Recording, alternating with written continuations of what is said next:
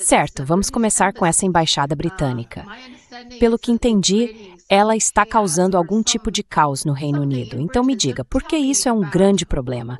Vocês finalmente aprovaram que a China construísse uma embaixada. Por que isso é um grande problema?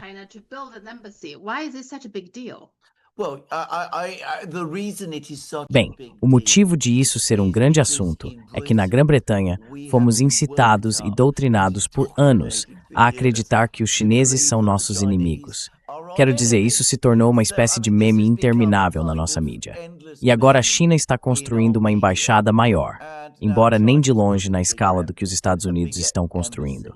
Então, por todas essas razões, todas as pessoas de sempre, os que odeiam a China, se posso chamá-los assim, aqueles que são paranoicos em relação à China, estão por aí dizendo que isso é uma coisa terrível.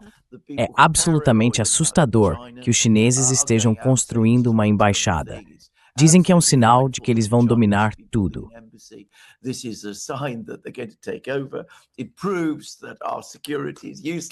Isso prova que nossa segurança é inútil, que eles vão nos controlar em pouco tempo. Aliás, devo dizer que já estive aqui antes. Provavelmente sou a única pessoa que ainda se lembra disso em qualquer lugar do mundo. Na década de 1970, durante a época da União Soviética, aconteceu exatamente a mesma coisa. Os soviéticos queriam construir uma nova embaixada em Londres. Eles compraram um terreno e queriam construir a embaixada lá. Houve o mesmo clamor que estamos vendo hoje. Naquela ocasião, o clamor foi bem sucedido. A embaixada foi barrada e nunca chegou a ser construída. E um dos argumentos, lembro-me bem, era que a embaixada russa que seria construída seria grande demais para o local.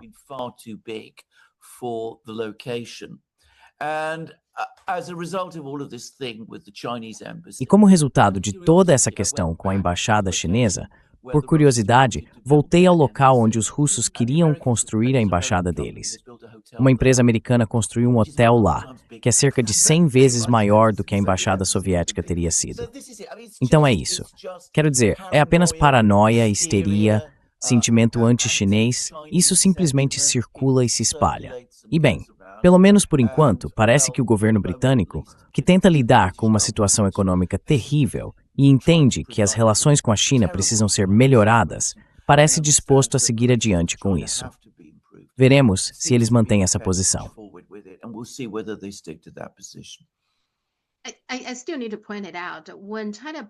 Ainda preciso destacar isso. Quando a China comprou o Royal Mint Court, faz o quê? Uns 8 anos agora. Boris Johnson era o ministro das Relações Exteriores na época, certo?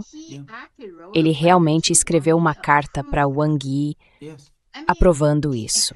O que me intriga é que a Grã-Bretanha, por um lado, ainda vive o velho sonho de ser o árbitro, mas não se comporta como tal. Se você acredita que é uma grande potência, um grande árbitro, não faz coisas assim. Você não envia uma carta dizendo que podem construir uma embaixada aqui e depois diz que não podem. Simplesmente não se faz isso.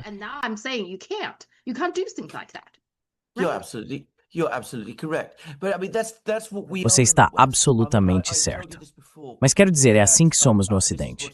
Já te disse isso antes, foi o que ouvi de russos, que negociar com os chineses é um processo extremamente árduo e minucioso. Os chineses são negociadores muito, muito duros.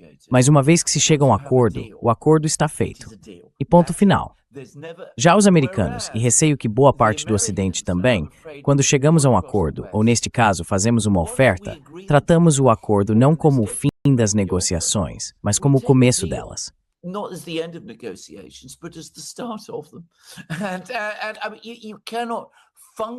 E você não pode funcionar desse jeito. Mas é isso que, infelizmente, fazemos cada vez mais. Então sim, a China foi informada. Construa sua embaixada. Faça aqui. Esta é a carta. O ministro das Relações Exteriores envia a carta, sem dúvida com o apoio do primeiro-ministro e do gabinete.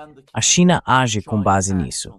E o que a China descobre? Que a palavra do ministro das Relações Exteriores, do primeiro-ministro e do governo não vale nada, porque tudo pode ser reescrito. Bem, it's in the breath. É, Tudo que posso dizer é que, se vês que a grande nação não deveria se comportar assim. Bem, você está absolutamente certo. Quero dizer, não estamos agindo como uma grande nação. Estamos agindo como uma criança mimada. É isso que crianças mimadas fazem. Keir Starmer vai fazer uma visita, acho que na próxima semana. Ele vai a Pequim e, ao que parece, vai levar com ele uma grande delegação empresarial, algo assim. E há até quem diga que ele quer trazer de volta essa era dourada ou algo do tipo.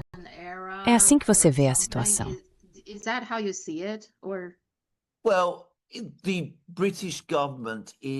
Bem, o governo britânico está em uma situação econômica muito difícil. Quero dizer, é difícil, mais uma vez, transmitir às pessoas na China o quão ruim está a situação aqui agora.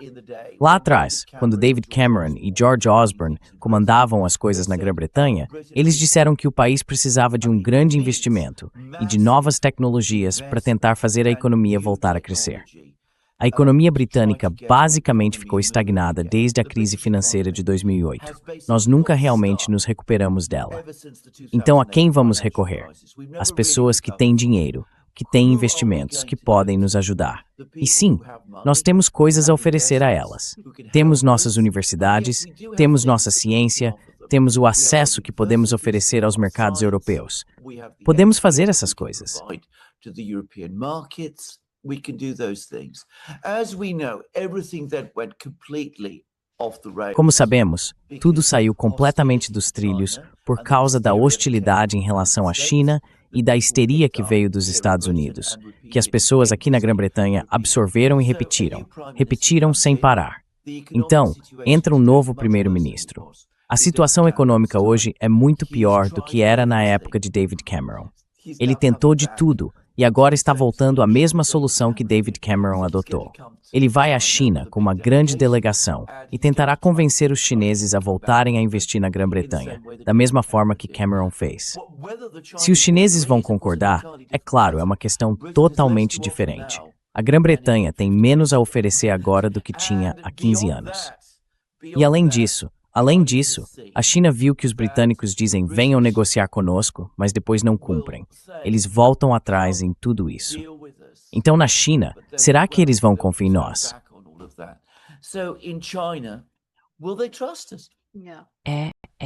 Quer dizer, olha como eles lidaram com a embaixada, né? Sim.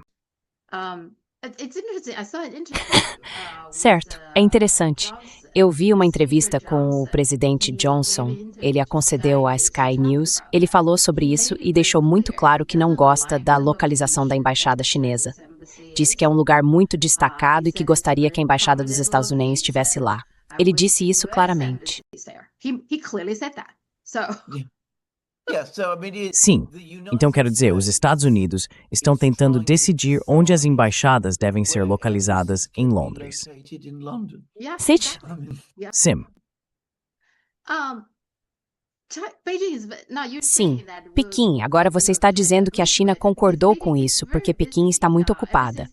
Desde o Ano Novo, o primeiro-ministro da Irlanda esteve lá, o presidente da Coreia esteve lá, o primeiro-ministro do Paquistão também, assim como o vice-primeiro-ministro.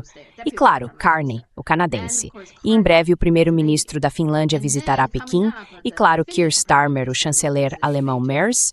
E em abril, Trump virá. Então, Pequim está ocupada. Pequim tem muita coisa acontecendo. Eu nem tenho certeza se vai priorizar esse relacionamento com o Reino Unido. Okay.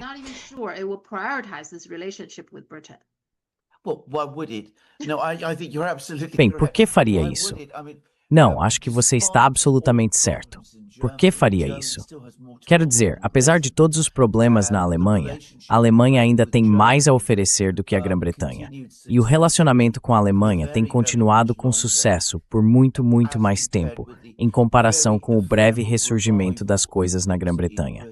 Então, sabe, por que a China gastaria tempo e energia ajudando a Grã-Bretanha a sair de seus problemas? E claro, se Keir Starmer for a Pequim e começar a falar novamente sobre a Ucrânia, Kiev e os russos, o que é bem possível, na verdade, até provável, os chineses vão ficar ainda menos interessados, eu diria.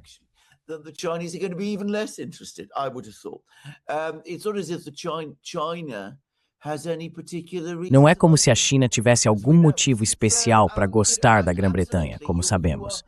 Então, absolutamente, você está totalmente certo sobre isso. Aliás, todos esses visitantes indo à China neste momento, bem, quero dizer, o quanto a China agora é o centro da diplomacia mundial, isso diz muito mais sobre as realidades do mundo moderno, eu diria, do que qualquer outra coisa. E se os americanos estão coletivamente enlouquecendo, como têm feito nas últimas semanas, bem, em parte o motivo é que todos os seus aliados mais leais, Canadá, Grã-Bretanha, Alemanha, Finlândia, o que seus líderes estão fazendo? Estão abrindo caminho para Pequim.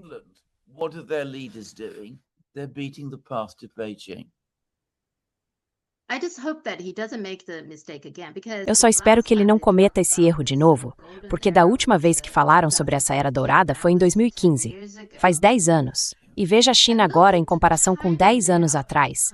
E onde está o Reino Unido em comparação com 10 anos atrás, certo? Então, não cometa esse tipo de erro tolo. O país deveria se desenvolver junto com a China. Eu realmente acho que é isso que o Reino Unido deveria fazer. Simplesmente se desenvolver junto com a China. A China ficaria muito feliz em fazer isso. Acho que o Reino Unido estaria numa situação muito melhor hoje se tivesse continuado sua política de trabalhar de perto com a China. A Era Dourada, não acha?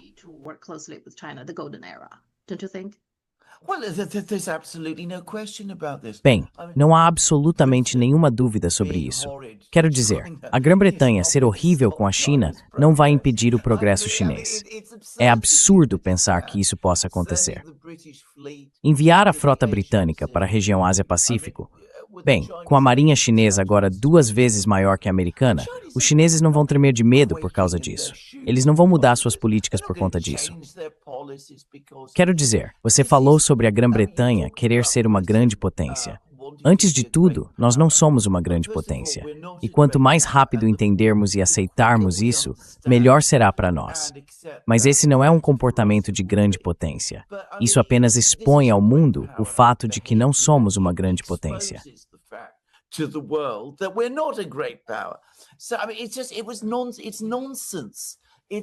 Então é só bobagem. É bobagem. É absurdo. É totalmente performático. E você está absolutamente certo. Veja onde a China está em comparação com onde estava há 10 anos. Veja onde a Grã-Bretanha está em comparação com onde estava há 10 anos. Quer dizer, a situação aqui piora cada vez mais. A situação em Londres é terrível. Na Grã-Bretanha é terrível. Estamos em declínio e estamos caindo rápido. Então, absolutamente você está certo. Quero dizer, sabe, não estamos conseguindo. Não conseguimos nada sendo horríveis com a China. O crescimento da China continua. Ela está dominando cada vez mais setores, avançando em tecnologia, deixando os próprios Estados Unidos muito para trás. E nós estamos em queda. E você está absolutamente certo.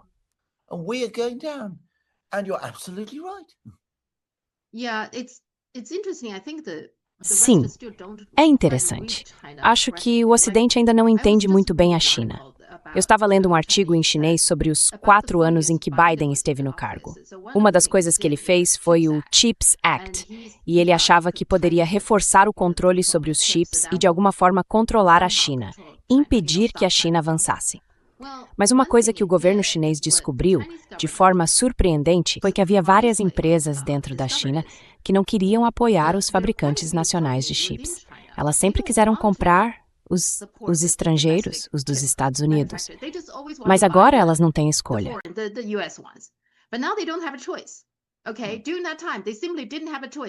Certo, durante aquele período eles simplesmente não tinham escolha. Precisaram dar uma segunda olhada nos fabricantes chineses de chips. E quando fizeram isso, perceberam, ok, talvez eles não sejam tão perfeitos quanto os estrangeiros, mas são bons. Dá para usá-los, dá para se virar, dá para fazer coisas com eles. Então agora, depois da política, depois dos 4 anos de Trump e Biden, a indústria doméstica de chips ganhou um impulso por causa disso. O governo chinês nunca teria conseguido fazer isso apenas obrigando as pessoas, dizendo, você tem que apoiar a produção nacional. Isso não funciona. Mas a política dos Estados Unidos fez acontecer, tipo, da noite para o dia, aconteceu.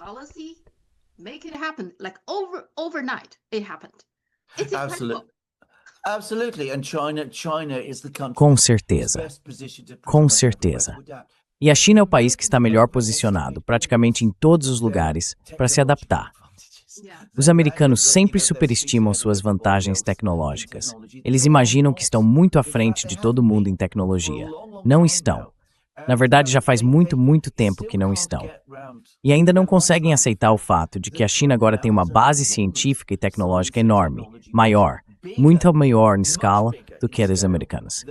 Existem algumas áreas de nicho em que os irmãos ainda estão em frente. Quer dizer, por exemplo, em litografia e semente avançada. Very highly advanced lithography, for example. But these are niche areas. Essas são áreas de nicho. E se você entende algo sobre indústria ou sobre ciência e tecnologia, sabe que escala, tamanho, importa. Importa de verdade. Se você está fabricando milhões de chips, se tem uma grande indústria produzindo essas coisas em volumes enormes, se já está fazendo chips de altíssimo nível, então se torna muito mais fácil encontrar os recursos, os engenheiros, a tecnologia e todo o resto necessário para dar o salto para chips ainda mais avançados, onde os americanos acreditam de forma ingênua que tem vantagem. That they have the advantage. I said already, I think that before 2030. Eu já disse, acho que antes de 2030, a China estará produzindo chips em escala industrial, usando suas próprias máquinas de litografia, em 3 nanômetros e abaixo disso. Quero dizer, não tenho dúvida disso. Os russos, aliás, têm um programa enorme para estabelecer sua própria indústria de chips, que eu acompanho de perto, porque acompanho mesmo. Na verdade, Putin teve uma reunião sobre isso ontem e aprovou o plano. Eles esperam ser autossuficientes em chips de até 28 nanômetros até 2030 e depois disso pretendem avançar ainda mais. O que a Rússia pode fazer, ela está em uma posição muito mais forte para fazer. Então quero dizer, sabe, os americanos sempre cometem esse erro.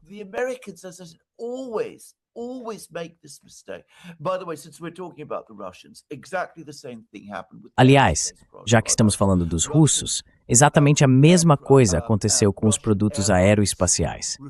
As companhias aéreas russas sempre se recusaram a comprar aeronaves produzidas na Rússia.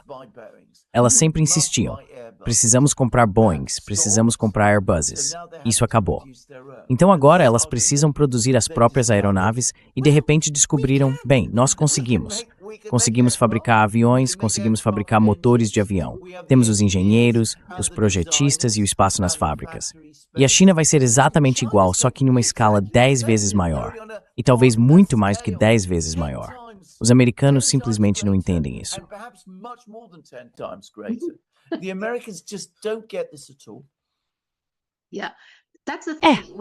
Essa é a questão. Quando você tem poder, você não o abusa. Você não deveria abusar dele, sabe? Isso é verdade em qualquer lugar, até nos negócios. Quando você tem poder dominante, não abuse dele. É isso. Isso é algo bem típico dos chineses. Claro que os americanos pensam exatamente o contrário.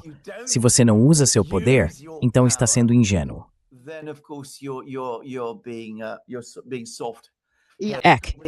Fraco, cabeça mole, teres episalos power. Sim, certo. O discurso do Carney Evans em Davos foi muito interessante, chamou bastante atenção, não é? Então, no geral, qual é a sua impressão, o que você tira do discurso dele?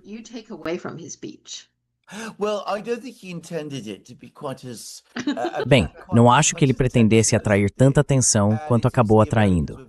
Parece que os americanos ficaram muito irritados com isso. E você sabe, Trump disse a ele que não é mais bem-vindo no Conselho de Paz de Trump.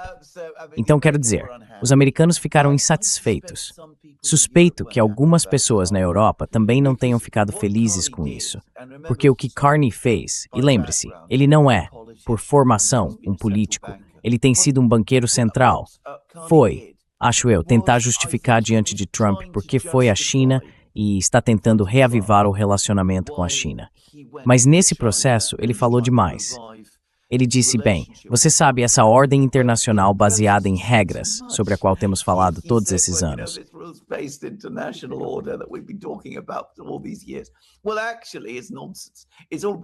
Bem, na verdade, isso é um absurdo. É tudo bobagem. Nenhum de nós acredita nisso. O outro lado não acredita nisso. Nós mesmos também não acreditamos. Isso nunca teve qualquer base na realidade. Era tudo desigual. Era tudo sobre nós sairmos por aí e tomarmos o que pudéssemos. E sabe, no passado, na verdade, nos saímos muito bem por causa disso. Quero dizer, o Canadá se saiu muito bem com isso. Mas agora, isso já não funciona mais para nós. Então precisamos pensar em outra coisa. Ao fazer isso, é claro, o que ele fez, acho que, como eu disse, sem querer, foi expor a completa falsidade e hipocrisia do que o Ocidente vem dizendo nos últimos 20 anos.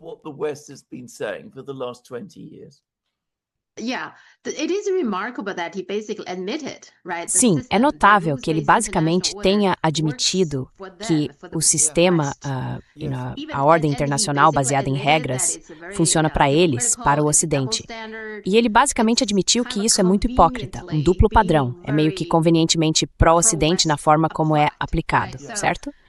Então ele basicamente admitiu isso, que eu acho notável, porque não ouvimos esse tipo de coisa de nenhuma grande potência ocidental. Mas acho que o argumento dele é, bem, isso não funciona mais. Precisamos reconhecer isso. Acho que essa questão da Groenlândia meio que chocou todo mundo, porque não é para tirar terras de nós, é para tirar de países africanos, países asiáticos, sabe? Fazer isso com qualquer outro país e nós vamos apoiar, mesmo tipo genocídio em Gaza, vamos ficar de boa com tudo isso. Só não é para se voltar contra nós. Acho que foi isso que os chocou, certo?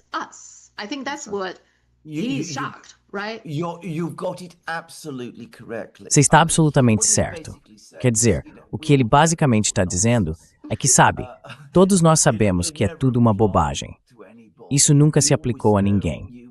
Sempre soubemos do que se tratavam os americanos. Sempre soubemos. Quer dizer, ele até usou a expressão hegemonia americana. Sabe, a China fala sobre hegemonia e hegemonismo americanos. Os americanos geralmente evitam esse termo. Sim. Usando essas palavras. Então Carney fala sobre isso. Mas ele diz, estamos bem com isso porque fomos beneficiários de tudo isso. Agora essa grande hegemonia americana está sendo voltada contra nós, então não funciona mais para nós. Precisamos fazer outra coisa, encontrar outros arranjos. Mais uma vez, acho que, talvez sem entender completamente o que estava dizendo, ele fazia o Ocidente inteiro parecer... Bem, é claro, mostrava como o Ocidente sempre foi, em última instância, cínico e predatório. Aliás, isso sempre foi verdade sobre o Ocidente. Quero dizer, se você voltar ao século XIX e ler o que os britânicos faziam na China, e ler os jornais britânicos, era tudo sobre filantropia, direitos humanos, a difusão do cristianismo, especialmente.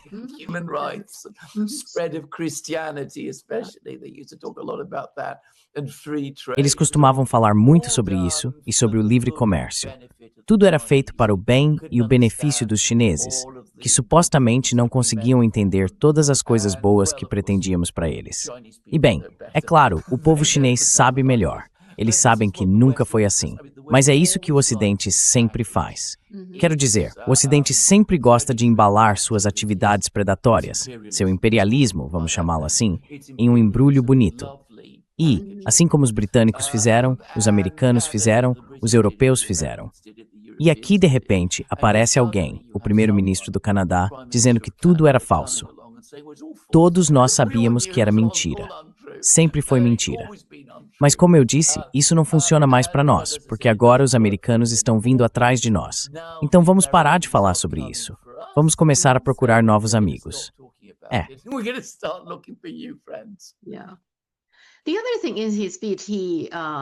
Outra coisa no discurso dele, ele falou sobre as potências médias, certo? O Canadá é uma potência média.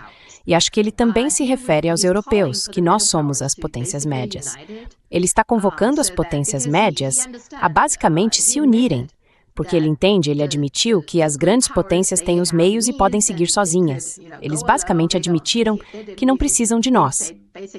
Mas nós, sabe, Das tipo de potências forças aos que de uma forma essa de também, né?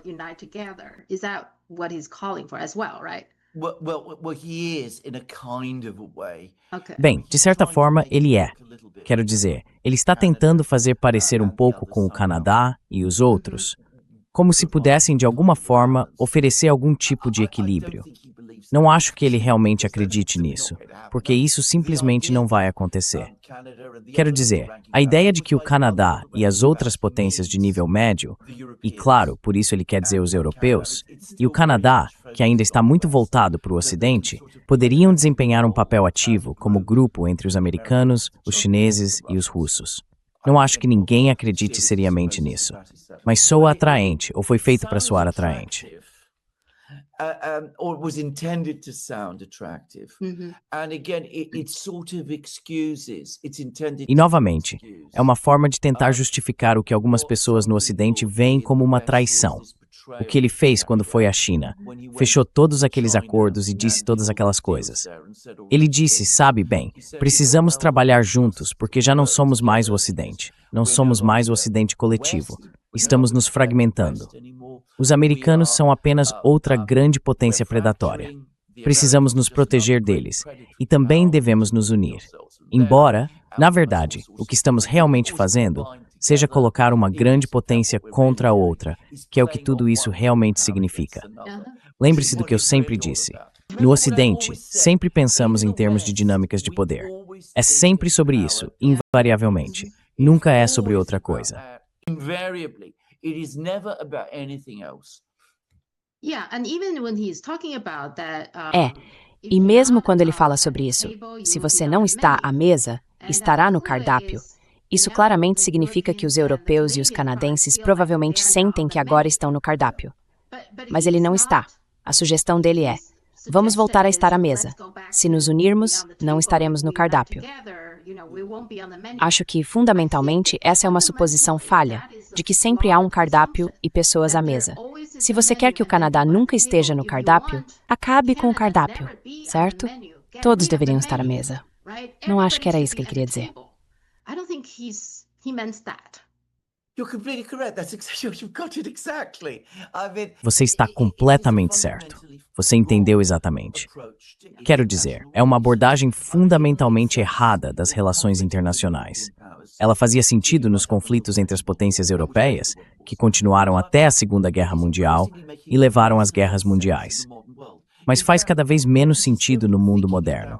Na verdade, pensar dessa forma está causando conflito e instabilidade hoje, que é exatamente o que menos deveríamos querer. O melhor é focar no bem-estar do nosso povo, todos nós trabalhando juntos para alcançá-lo. Não é complicado, mas não é algo que os europeus jamais conseguiriam entender, porque eles são programados para pensar de uma maneira completamente diferente. As redes sociais chinesas são tão boas. Alguns deles também apontaram que Mark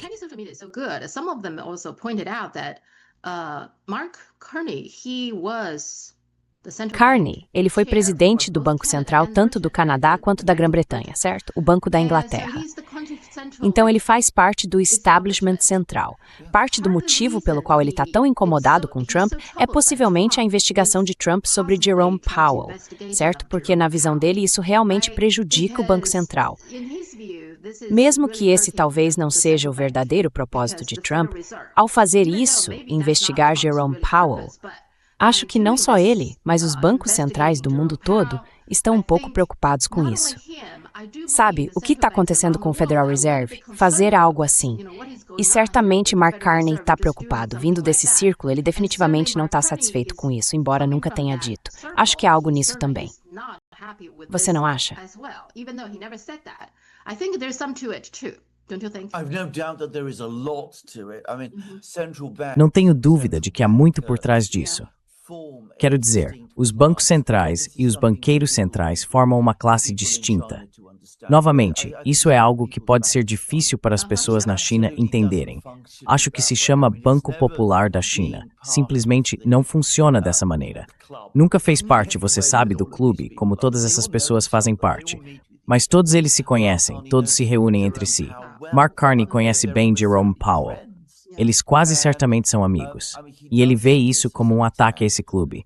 E sem dúvida isso o alarmou e o assustou bastante. a lot. And of course, beyond the attack E é claro, além do ataque a Trump como indivíduo, há esse medo crescente que todos os banqueiros centrais do Ocidente têm, o de perderem o controle, de que os governos retomem os poderes que concederam aos bancos centrais nos Estados Unidos nos anos 1950 e em outros países mais tarde. Na Europa, no Ocidente, em diferentes momentos, de forma decisiva na Europa com a criação do Banco Central Europeu e, é claro, também com a concessão de independência ao Banco da Inglaterra pelo governo Blair. Então eles estão apavorados com isso. Não querem voltar a ser subordinados às burocracias, a fazer parte delas e a ficarem subordinados ao sistema político. E é claro, ele está reagindo a isso.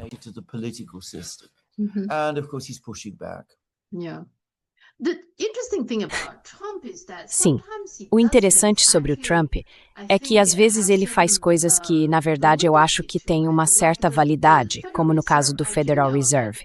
Eu sei que nos Estados Unidos há muitas pessoas que não gostam do fato de o Federal Reserve ser composto por bancos privados, certo? Essencialmente, bancos privados podem imprimir dinheiro. Então, muita gente se incomoda bastante com isso. Acho que é uma preocupação válida e realmente acredito que alguma reforma é necessária, mas não da forma como o Trump está fazendo. Ele simplesmente ataca as pessoas de quem não gosta, certo?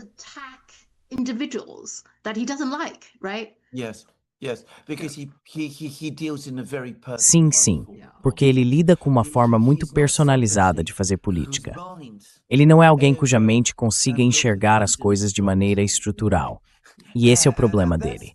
Quero dizer, a menos que você faça isso, não dá para realmente lidar com a questão fundamental. Ele simplesmente pensa, se eu colocar a minha própria pessoa no comando do Federal Reserve, que então fará o que eu, como imperador, quero, de alguma forma isso vai funcionar melhor. E claro, não vai. Quer dizer, pode até funcionar um pouco melhor para ele. Mas no caso do Trump, o que isso realmente significaria é que o Federal Reserve se tornaria uma máquina de imprimir dinheiro para pagar pelos vários projetos, caprichos e ideias que Donald Trump tem.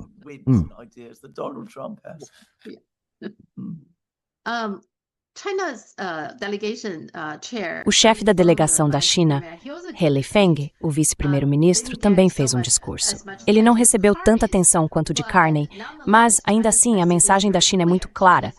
A China está aberta para negócios, certo? Quase o oposto do que Trump está fazendo agora. Mas deixe-me dizer o seguinte, tanto o discurso de Carney quanto o de He Lifeng, se você ler os comentários, é evidente que o público, ao meu ver, está muito a favor de ter uma política alternativa, sabe, diferente da dos Estados Unidos. Acho que essa mensagem do público é muito clara.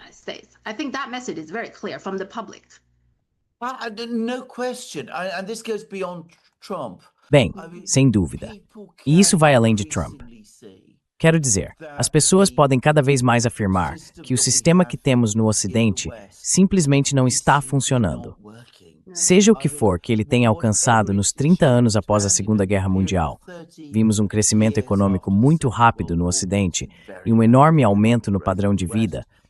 Nossos sistemas políticos naquela época funcionavam de forma muito mais responsiva, mas ninguém diria isso sobre nossos sistemas hoje.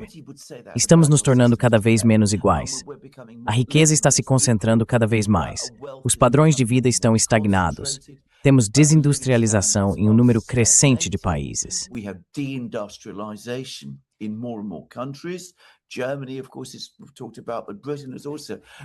A Alemanha, claro, já discutimos, mas a Grã-Bretanha também passou por processos de desindustrialização. Fábricas estão fechando na Grã-Bretanha o tempo todo, aliás. Isso não recebe a atenção que deveria, mas acontece. Os Estados Unidos também passaram por processos semelhantes. As pessoas estão cansadas e dizem que deve haver um caminho melhor. O problema é que no Ocidente não conseguimos encontrá-lo. Trump chegou ao poder, em parte, porque expressou esse sentimento. Mas, como resultado do que ele está fazendo, e da maneira incrivelmente violenta e desastrada com que age, ele acabou intensificando essa aspiração por mudança.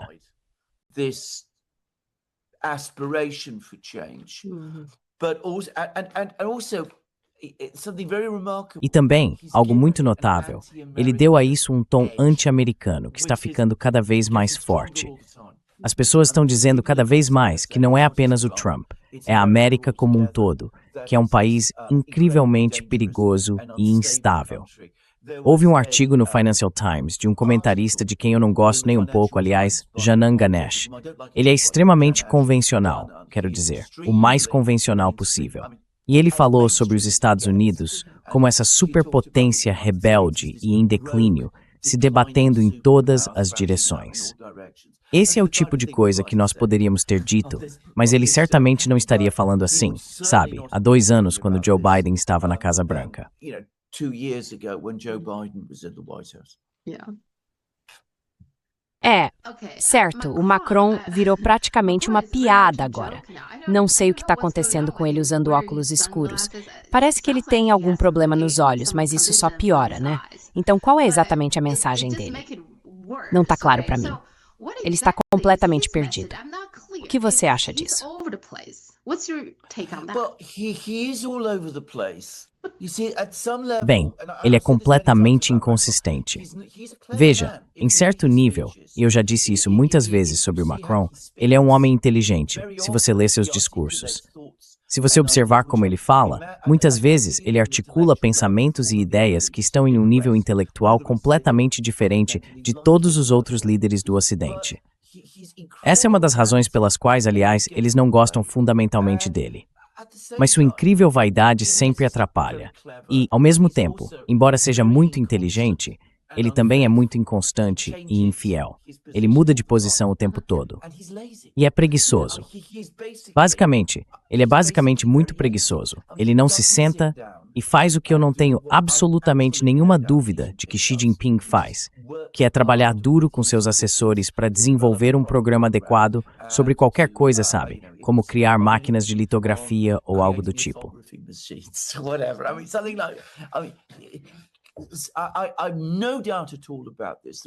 Não tenho absolutamente nenhuma dúvida sobre isso, que Xi Jinping leva esse tipo de coisa muito, muito a sério. E não apenas ele, é claro, mas todos os funcionários. Muitos deles, é claro, são engenheiros formados e farão isso. Macron não.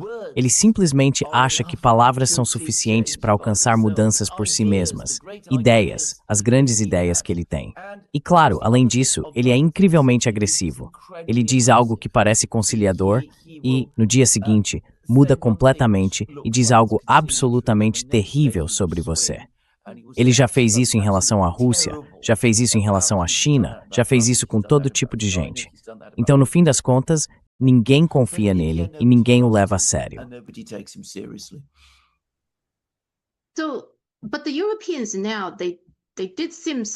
Então, os europeus pareceram reagir um pouco a essa questão da Groenlândia, certo?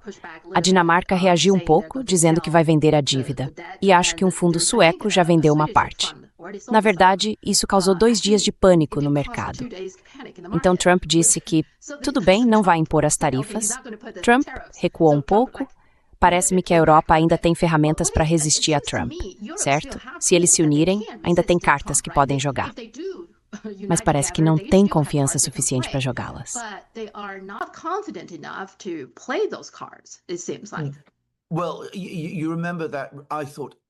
Bem, você se lembra daquele editorial que eu achei totalmente brilhante no Global Times, que eu te enviei de volta, e que, na minha opinião, capturou isso de forma absolutamente excelente. Quero dizer, antes de tudo, contrastando as atitudes europeias em relação aos Estados Unidos, como eles constantemente se esforçam ao máximo para agradar os Estados Unidos, por mais abusivos e agressivos que sejam, e, ao mesmo tempo, adotam a paranoia americana em relação à China, mesmo quando a China tenta trabalhar de forma construtiva com eles. E eu achei não apenas que estava totalmente correto, mas fiquei muito, muito impressionado com a inteligência com que tudo foi expresso. Mas o que você está dizendo é exatamente isso, e é absolutamente verdade. Os europeus, a Europa, quero dizer, há muita gente na Europa. Ainda somos o quê? 350 milhões de pessoas na Europa. 450 million people in Europe. We're more than the United States. We're still a big market. Nós somos mais do que os Estados Unidos. Ainda somos um grande mercado. Ainda somos, em muitos níveis, grandes economias. Também somos os principais aliados da América. Quero dizer, se a América nos perder, e isso é algo que, aliás, algumas pessoas em Washington não entendem muito bem, Se a América nos perder, ela perde seu grande sistema de alianças e, como superpotência, fica muito reduzida. Porque uma das razões pelas quais os Estados Unidos são vistos como tão poderosos é o fato de terem aliados fortes ao seu lado. Então, há muitas coisas que líderes inteligentes no Ocidente poderiam fazer, mas nós não vamos fazê-las. Em primeiro lugar, estamos profundamente divididos entre nós. Há líderes pró-americanos na Europa que jamais concordariam com uma política anti-americana. Os alemães, em particular, nunca fariam isso.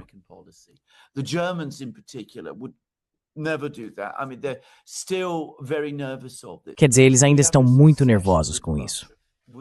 Temos essa obsessão com a Rússia, que desenvolveu uma espécie de qualidade maníaca a qual tudo deve ser sacrificado.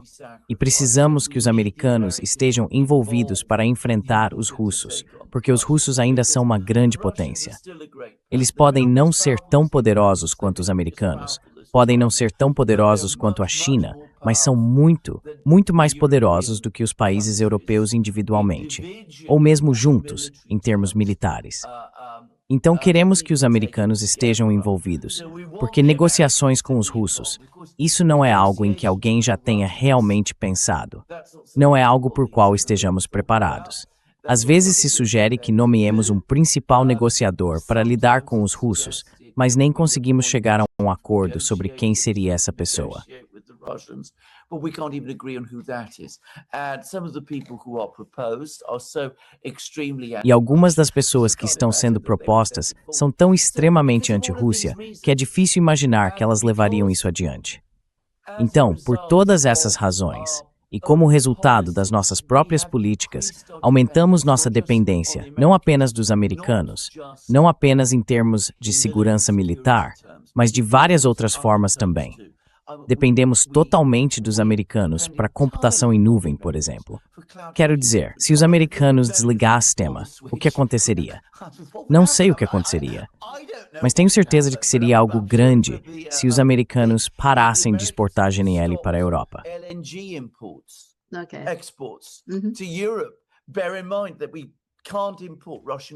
Tenha em mente que não podemos mais importar gás russo porque temos 19 pacotes de sanções que o proíbem. Então, sabe, na realidade, mesmo com tudo isso, há muito que poderíamos fazer. Mas temos medo de fazer. Temos receio de fazer. Não queremos fazer.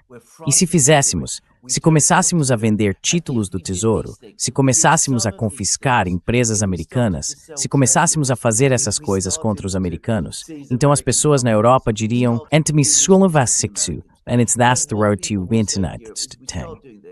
We're going to destroy the relationship with the United States. Then we need this relationship with the United States. Então precisamos dessa relação com os Estados Unidos para enfrentar os russos, enfrentar os chineses, fazer todas essas coisas, para que possamos, de alguma forma, continuar a fazer parte do Ocidente coletivo. Então não faremos isso.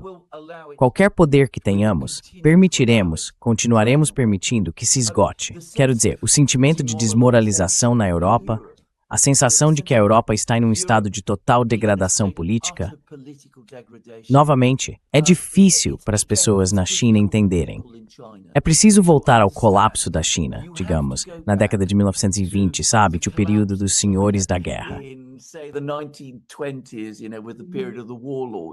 Sim. Para ter uma noção de como está o clima na Europa agora. Veja, isso é, novamente, muito contraditório, porque você acabou de dizer que os europeus gostam de demonstrar poder. Bem, agora é a hora de mostrar esse poder, certo? Para proteger a Groenlândia, não é? Mas então eles têm medo de demonstrar poder. Lembre-se, acho que você me disse que Besson contou a Trump que a China nunca usaria o trunfo da tecnologia de terras raras, que a China nunca ousaria fazer isso. Pois bem, a China fez. O que os Estados Unidos podem fazer? Nada. Eles têm que ceder, têm que vir em socorro. Então, se a Europa realmente jogasse bem suas cartas, acho que Trump cederia.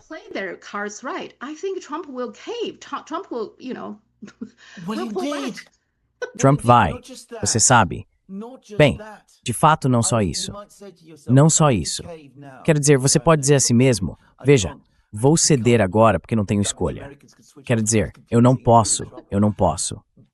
Os americanos podem desligar a computação em nuvem e estaremos em apuros. Precisamos, portanto, ganhar tempo para nos organizarmos lá, porque é isso que a China faria na mesma situação. É isso que a Rússia faria na mesma situação. Temos um problema com a computação em nuvem. Vamos reunir os engenheiros, colocar as indústrias em movimento, resolver a questão. E em 1 ano, em 2 anos, se priorizarmos isso, começaremos a progredir e nossa posição em relação aos americanos ficará mais forte. Ninguém na Europa está falando dessa forma. Nobody's talking in Europe in that way. I mean, you talked about how in China. Quer dizer, você falou sobre como na China eles de repente descobriram que os chips que produzem não são tão ruins assim e que vão fazer ainda melhores. E estão construindo máquinas de litografia, reproduzindo o que a ASML faz, e vão chegar lá em um tempo relativamente curto. Poderíamos fazer isso na Europa. As máquinas de litografia da ASML são feitas na Europa. Como eu disse em outro canal, veja, por que os chips estão sendo fabricados em Taiwan usando máquinas de litografia europeias? Por que não estão sendo fabricados na Europa? Por que os Países Baixos não decidiram, já que as máquinas de litografia são feitas lá, se concentrar em ser o lugar onde os chips de ponta são produzidos? Ou, se não os Países Baixos, outro país com tradição em manufatura de precisão? In precision manufacturing. Why not Germany? Why not Sweden? Why not Switzerland? Por que não a Alemanha? Por que não a Suécia? Por que não a Suíça? Mas não, nós simplesmente, você sabe, não fazemos nada.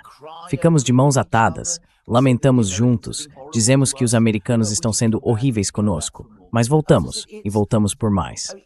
Como eu disse, na década de 1920, na China, houve resistência. Quero dizer, houve mesmo. Se você voltar e ler a história, houve resistência.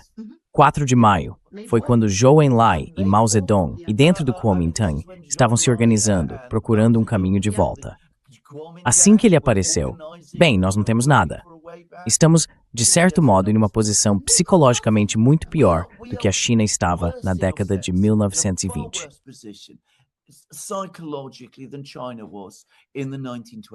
Sim, é um relacionamento tão abusivo. Sim, absolutamente. É muito parecido com um relacionamento entre um homem e uma mulher. Pode ser muito abusivo. O homem é extremamente abusivo, mas a mulher continua com ele, sabe, por algum motivo. Exato. O Conselho da Paz de Trump. Ok, o que exatamente é isso? Ele disse em algum momento que isso poderia substituir as Nações Unidas. Ele realmente acredita nisso, que poderia substituir as Nações Unidas? Esse é o propósito?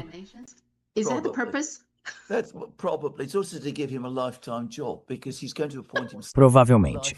Também é para garantir a ele um emprego vitalício, porque ele vai se nomear presidente vitalício. Então, quando deixar de ser presidente dos Estados Unidos, porque terá de se aposentar, ele continuará sendo presidente do Conselho da Paz. E a taxa de adesão é de $1 bilhão por país, lembre-se disso. Assim, ele se garante e ainda sabe, fica com todo esse dinheiro para brincar também. Então, quero dizer, em parte, como eu disse, é um fundo de aposentadoria para Donald Trump e também alimenta sua vaidade e sua megalomania, que, convenhamos, são enormes. E ele acha que essa será a forma de substituir as Nações Unidas. Os americanos sempre estiveram ocupados tentando encontrar maneiras, desde os anos 1090, de, se não substituir as Nações Unidas, pelo menos enfraquecê-las. Mas quero dizer, eles realmente criam coisas para rivalizar com ela. Você se lembra da Liga das Democracias do Joe Biden? Esta é apenas a próxima versão disso.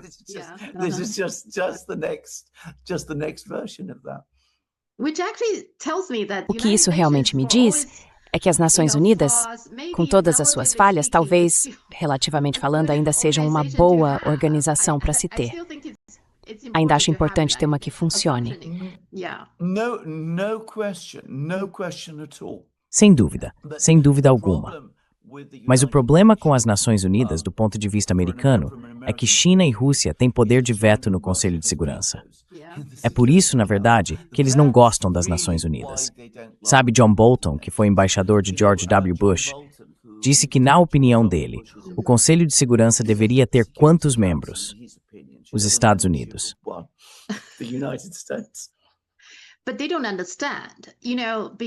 Mas eles não entendem, sabe? Porque a China e a Rússia são países extremamente poderosos. Se você não lhes der poder de veto, eles nem vão querer participar desde o início. Certo? Então, o poder de veto, na verdade, por muito tempo, eu achei que fosse algo ruim. Sabe, não é o ideal, não é democrático, porque dá esse poder apenas a 5 países. Por outro lado, e muitas pessoas na China discutem isso, se você não der o veto a essas grandes potências, elas provavelmente não se uniriam sinceramente às Nações Unidas.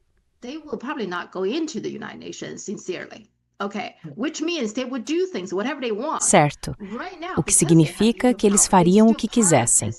No momento, como têm poder de veto, ainda fazem parte dessa organização, e essa organização ainda serve, de certa forma, aos seus propósitos. Então, eles têm um interesse nela, o que, no fim das contas, acaba ajudando os países médios e menores. Porque se isso não existisse, se eles não tivessem poder de veto, eles simplesmente fariam o que quisessem. Não haveria nada que os controlasse.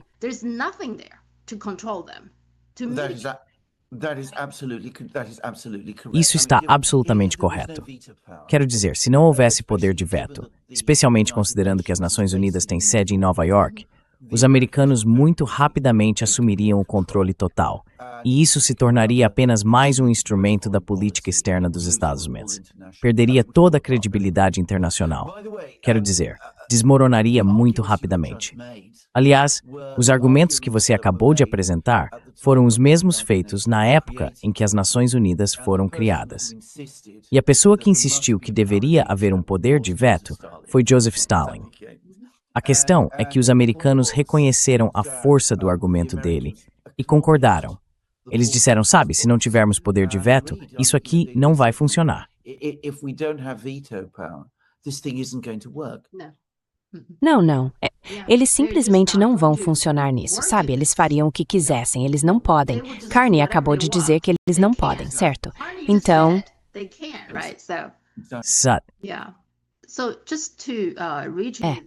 Então, só para te atualizar sobre a questão da China, o porta-voz do ministro das Relações Exteriores chinês já foi questionado 2 vezes. Todos os dias perguntam, certo, estamos tentando entrar nesse Conselho da Paz. E foi isso que ele disse. A China recebeu um convite dos Estados Unidos para participar do Comitê da Paz. Depois, ele falou um monte de coisas e, por fim, disse, independentemente de como a situação internacional mude, a China continua firmemente comprometida em salvaguardar o sistema internacional com as Nações Unidas em seu núcleo, a ordem internacional baseada no direito internacional e as normas básicas das relações internacionais baseadas nos propósitos e princípios da Carta da ONU. Parece-me que é um não. A China não vai entrar nesse Conselho da Paz. Na verdade, eu até concordo com isso. Acho que a China é agora a grande defensora do sistema das Nações Unidas e do direito internacional. Então, acredito que essa será a posição que os chineses vão adotar. Certo, hoje deveria ser o dia em que, você sabe, o Trump deveria banir o TikTok. Então, ontem eles finalizaram o acordo do TikTok, que é basicamente o que já tínhamos comentado antes. E é praticamente o que a mídia chinesa havia noticiado. Me parece que tudo continua como estava, exceto por alguns novos investidores, todos amigos do Trump, que agora têm a chance de provavelmente levar isso ao público em 1 ou 2 anos. Assim, eles têm a oportunidade de ganhar montes de dinheiro. Foi basicamente isso que aconteceu, certo?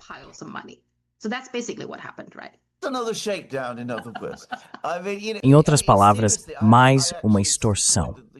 Quero dizer, sério, fui eu mesmo quem cunhou essa expressão. Eu disse que, sob Trump, os Estados Unidos operam a escola Corleone de diplomacia. Quero dizer, é tirado diretamente de um poderoso chefão agora. É uma extorsão. Talvez não tenha começado assim, mas foi nisso que acabou se transformando.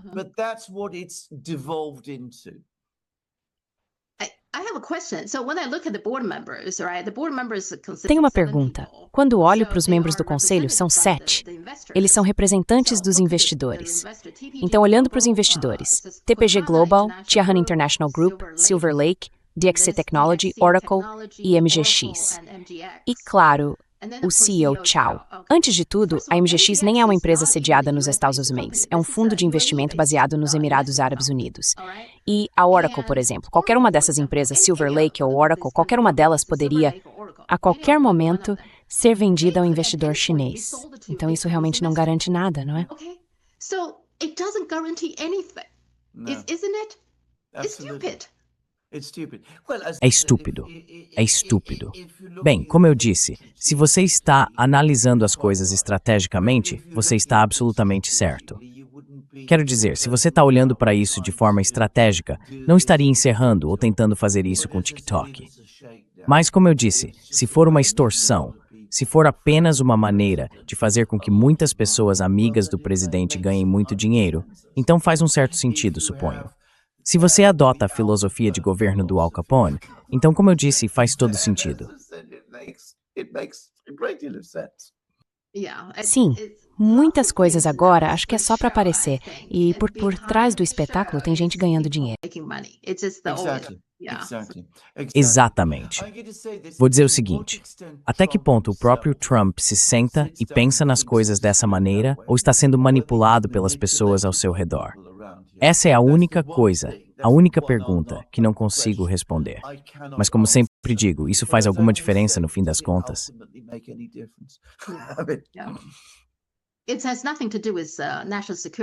Isso não tem nada a ver com segurança nacional, com certeza. Não, não, não. Os arquivos de Epstein. É impressionante, não é? O Departamento de Justiça pode simplesmente desafiar a lei que o Trump assinou. Mas eu vi que o Thomas Massie deu uma entrevista e ele disse que eles ainda têm muitas ferramentas. Eles não estão desistindo. Ele acredita que, eventualmente, tudo ficará disponível, se tornará público, mesmo que agora seja apenas cerca de 1%.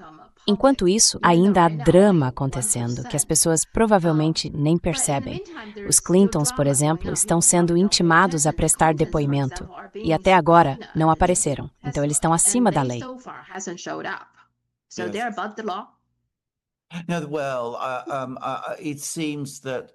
Bem, parece que agora há movimentos no Congresso, finalmente, para declará-los em desacato. Vamos ver no que isso vai dar. Quero dizer, em teoria, isso poderia resultar em uma sentença de prisão, eu diria. Mas veremos se realmente farão isso. Na minha opinião, os Clintons agiram com uma ousadia tão aberta aqui. Quero dizer, os Clintons nunca demonstraram grande respeito pela lei, é preciso dizer. Mas isso leva tudo a um nível completamente novo.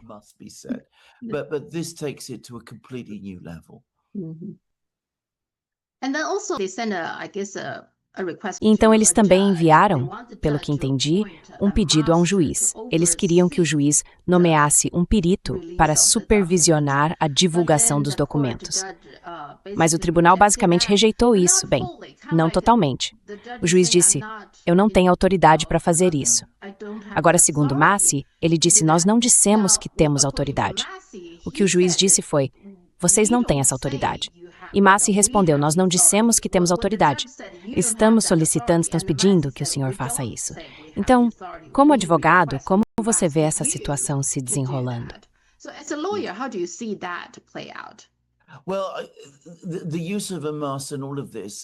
Bem, o uso de uma máscara e tudo isso não é de forma alguma algo desconhecido em casos desse tipo. Mas a lei deveria. Existe essa expressão de que a justiça não deve apenas ser feita, mas também parecer que foi feita. Acho que chegamos agora a um ponto em todo esse processo em que tanto dano foi causado à confiança pública por esforços de ocultação, que o melhor a fazer é simplesmente tornar tudo público, sejam quais forem os horrores que existam. Quero dizer, convenhamos, eles não são piores do que os horrores que vemos todos os dias em todo tipo de situação, que as crianças também veem. Então, sabe, é só colocar tudo às claras. Haverá algumas pessoas que ficarão muito envergonhadas. Elas podem apresentar suas próprias explicações, que, aliás, seria interessante ouvir. Mas acho que se isso for feito corretamente, e o ponto que eu destacaria, aliás, é que a questão da confiança e do interesse público é compreendida juridicamente. Estou, na verdade, fazendo um argumento jurídico tanto quanto político. Acho que chegamos agora ao ponto em que é melhor expor tudo, deixar tudo às claras como foi prometido originalmente e permitir que as pessoas tirem suas próprias conclusões. and let people make up their minds.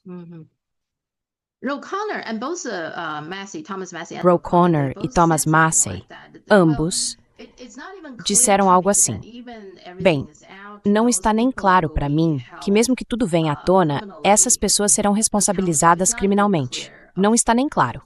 Mas o que ambos destacaram é que algumas dessas pessoas, aparentemente vários banqueiros, sabe, algumas das pessoas deles, têm seus nomes em bolsas de estudo, seus nomes em prédios, certo? Então, pelo menos, quando esses nomes vierem a público, pelo menos retirem esses nomes. Eu realmente acho que esse é o mínimo que deveríamos fazer como sociedade. Concordo totalmente. Concordo plenamente com isso. Sim. Quer dizer, isso é incrivelmente. Mesmo que nenhum crime real tenha sido cometido por algumas dessas pessoas, o comportamento como um todo continua sendo profundamente corrupto. Corrupção não é apenas um conceito jurídico, é também um conceito moral. Se você vai ser amigo do Epstein, frequentar aquelas festas, ir à casa dele, ver todas aquelas fotos horríveis e continuar voltando lá repetidas vezes, sendo fotografado por ele daquele jeito, então você é uma pessoa moralmente corrupta.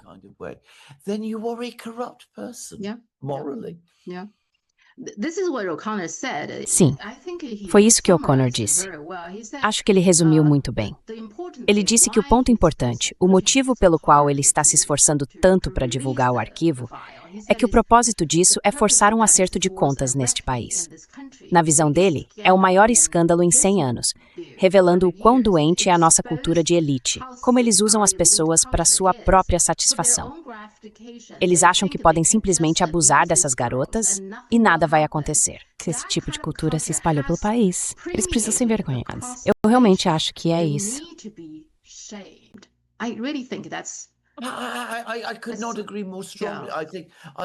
Não poderia concordar mais. Acho que é exatamente isso. E a menos que isso seja feito, essa situação vai apodrecer. E no fim, os responsáveis vão dizer, bem, você sabe, Epstein, fizeram tudo isso com Epstein e ainda podemos continuar fazendo o mesmo, porque como vimos com Epstein, no fim as autoridades vão encobrir tudo. Eles saem impunes de coisas com as quais pessoas comuns não sairiam, certo? E sim, eles estão acima da lei. Isso mesmo.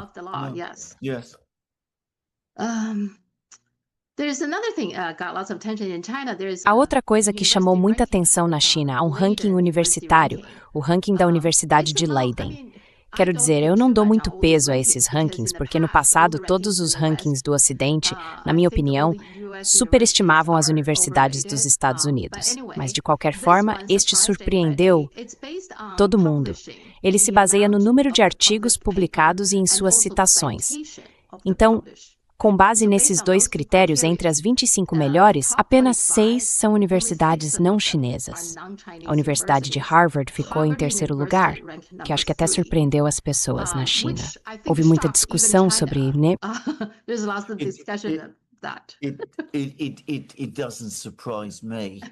Isso não me surpreende. E vou dizer mais uma coisa também. Quero dizer, isso é apenas material publicado, porque tenho muita certeza, dado o modo como o mundo funciona, de que há uma enorme quantidade de pesquisas não publicadas acontecendo. E se tivéssemos tudo isso disponível também, suspeito que a dominância chinesa seria ainda maior.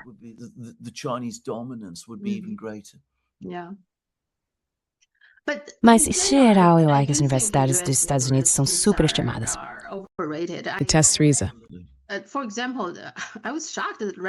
Por exemplo, fiquei chocado ao ler que 38% dos estudantes de Stanford são graduandos que declaram algum tipo de deficiência e pedem tempo extra nas provas. Fiquei surpreso. 38%. Não acho que as pessoas em Stanford, veja, na China, se fosse a Universidade de Tsinghua, seria o contrário. Se você dissesse a esses alunos, posso te dar mais tempo? O estudante responderia, não, eu consigo. Posso usar metade do tempo e ainda acertar tudo.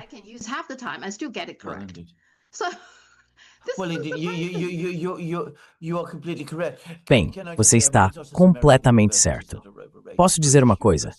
Não são apenas as universidades americanas que são superestimadas. As britânicas também são. Falo como marido de uma esposa que é acadêmica e já lecionou em Cambridge e Oxford.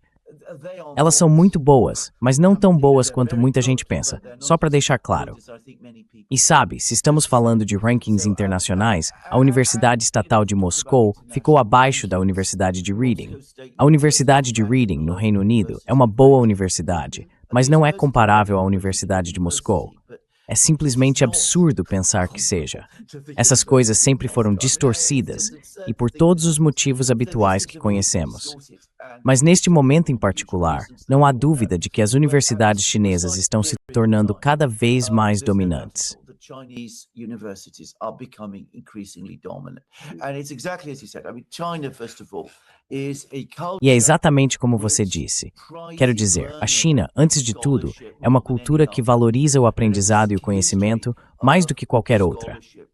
Há uma história de erudição que remonta a milênios, algo que ninguém no Ocidente consegue igualar. E claro, como você escreve, os estudantes chineses são muito motivados a trabalhar duro. Aliás, os estudantes ocidentais também costumavam ser assim. Tenho uma deficiência, tenho sérios problemas de visão. Tive esses problemas entre os 18 e os 21 anos. Quero dizer, tenho estrabismo, vejo em dobro, o que afeta minha leitura. Isso faz com que eu tenha enxaquecas com muita facilidade. Mas nunca imaginei, nunca pensei, quando estava na universidade, em transformar isso em um problema. Trabalhei junto com todo mundo, aguentei as enxaquecas e ainda assim me saí bem na universidade. E tenho certeza de que essa é muito a atitude na China. Era o que eu pensava. Certamente, em uma universidade como Stanford, essa superar suas dificuldades, certo? E isso faz parte de aprender e amadurecer. Quando eu estava na universidade, não me lembro de ninguém levantar a questão da deficiência. Simplesmente não me lembro. Talvez houvesse algumas pessoas, mas não me recordo de isso ter acontecido. Agora, você tem toda a razão. A maioria deles afirma ter alguma coisa. Posso te dizer, porque minha esposa, como mencionei, trabalha lá, que em qualquer momento, pelo menos metade do corpo estudantil alega algum tipo de deficiência.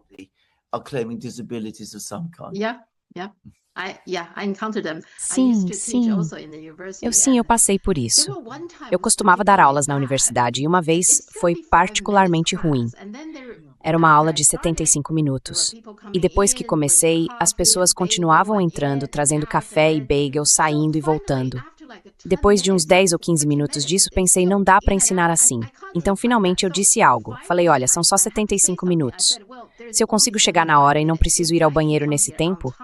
E eu sou bem mais velho que vocês. Vocês também conseguem. Vocês são mais jovens que eu, certo? Claro, isso aqui não é um aeroporto. Mas adivinha? Eles me denunciaram ao chefe do departamento.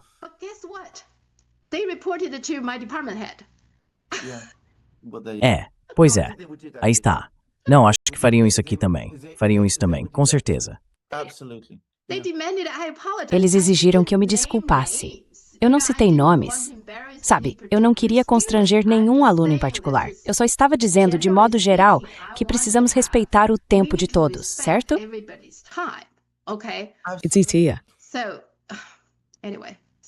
Enfim, a última coisa é apenas um exemplo típico. O acidente do trem de alta velocidade na Espanha. Foi muito interessante porque, quando ouvi falar disso pela primeira vez, pensei... Bem, se tivesse qualquer relação, mesmo que distante, com a China, eles teriam citado nomes. Mas não, ficaram muito quietos. Quem fez o trem, ou os trilhos, ou qualquer coisa. Acontece que foram os japoneses, a Hitachi. É bem típico, não é? Se tivesse sido algo relacionado à China, eles teriam todo mundo. É China por China, certo? Com certeza. Eu me lembro, isso foi há cerca de 15 anos, bem no começo. Houve um acidente de trem na China, envolvendo trens de alta velocidade. Sim. Estava em toda a mídia. Sim, eu me lembro disso. Prova de que você sabe, o sistema de trens de alta velocidade que a China estava desenvolvendo foi chamado de ineficiente, perigoso, tudo isso. Ninguém, é claro, diz isso hoje. Mas você está absolutamente certo. Se eles pudessem encontrar uma maneira de culpar a China, é claro que fariam isso. Fariam sim. Trens de alta velocidade, como os chineses os entendem, praticamente não existem na Europa. Temos trens que são mais rápidos do que outros, sim, e alguns deles são muito rápidos, mas não chegam às velocidades que você encontra na rede chinesa, só para constar. Nem aqui nos Estados Unidos. O que é exatamente por isso que Trump deveria esquecer a Groenlândia, sabe? Esquecer o Canadá. Sim, com certeza. Fazer algo aqui nos Estados Unidos. Isso mesmo. Isso mesmo. Um orçamento de defesa de 1,1 trilhão de dólares. É. Você acha que ele parece mencionando o Canadá também?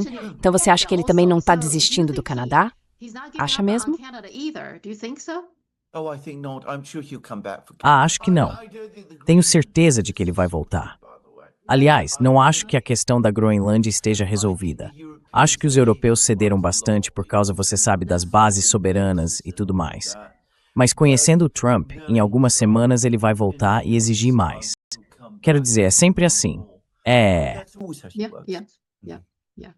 Então ainda temos muito que esperar e ver, né? Ele costumava, acho, mudar de ideia a cada poucos dias. Depois passou a ser todo dia. E agora é quase como se ele mudasse de ideia a cada hora. Isso mesmo. Com certeza ele nos mantém ocupados, mantém muito ocupados. Mas é empolgante. Não é outra coisa. É isso. Primeiro, 20 de janeiro foi o aniversário de 1 ano. Ele se tornou presidente, certo? Então ele fez uma longa coletiva de imprensa mostrando todo tipo de papel. Achei que isso já era ruim o bastante, mas depois ele continuou em Davos. Parece que ele ainda não terminou, sabe? É tudo sobre como ele é ótimo, quanto conquistou e depois colocar a culpa de tudo nos outros, certo? Então, é muito interessante, certo? It's very interesting. Okay. Is that and is a natural tão inseguro. That's true. É verdade. Uma pessoa que age assim não acredita. Não acredita em si mesma. Xi Jinping não precisa sair por aí acenando. Esse é o ponto. Isso quero dizer, inconcebível que isso possa acontecer. Então vamos ver o que ele vai se apresentar na próxima semana. Certo. De fato. Vamos aceitar. Vamos conversar na próxima semana. Tenha uma ótima semana. Até lá. Tchau.